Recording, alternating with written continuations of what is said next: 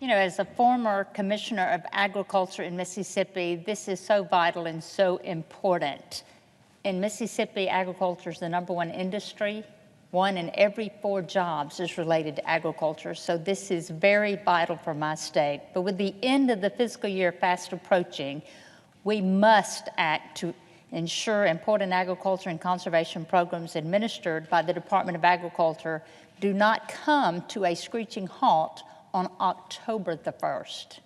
The 2018 Farm Bill, which was supported by 87 members of the Senate, authorized important safety net programs to protect producers against sharp price and revenue declines, provide short-term loans and interim financing to help producers meet cash flow needs, assist dairy producers affected by low milk prices and high feed cost, compensate landowners for taking fragile land out of production and implementing conservation improvements to help the environment, and assist producers when natural disasters destroy feed for livestock, cause above-average livestock mortality, and damage commercial orchards and fruit trees.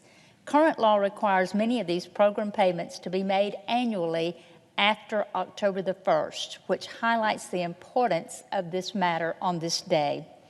As Congress discusses measures to keep the government open and federal programs operating beyond the current fiscal year, it is essential for any continuing resolution include a provision allowing USDA Commodity Credit Corporation to continue financing these programs.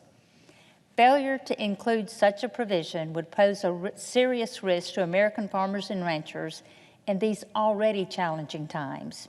It would cause harmful delays in programs, funding, and benefits at a time when many producers across the country simply cannot afford to wait months to recover from these losses.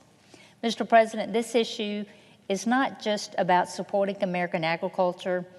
It is about Congress living up to its promises.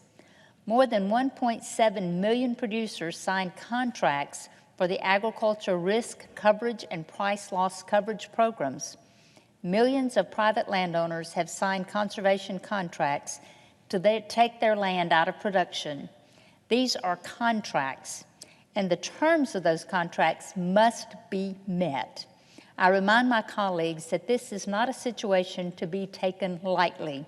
In recent years, America's farmers and ranchers have experienced unfair foreign tariffs, depressed prices, catastrophic flooding, and other natural disasters making market disruptions, and now COVID-19. I applaud my fellow Republican colleagues on the Appropriations Committee and the Senate Agriculture Committee for raising awareness on this issue.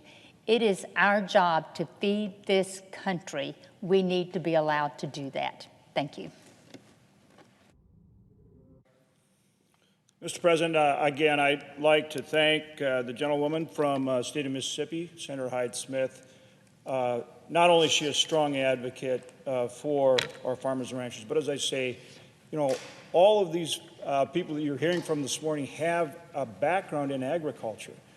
They've been out there, they know what they're talking about.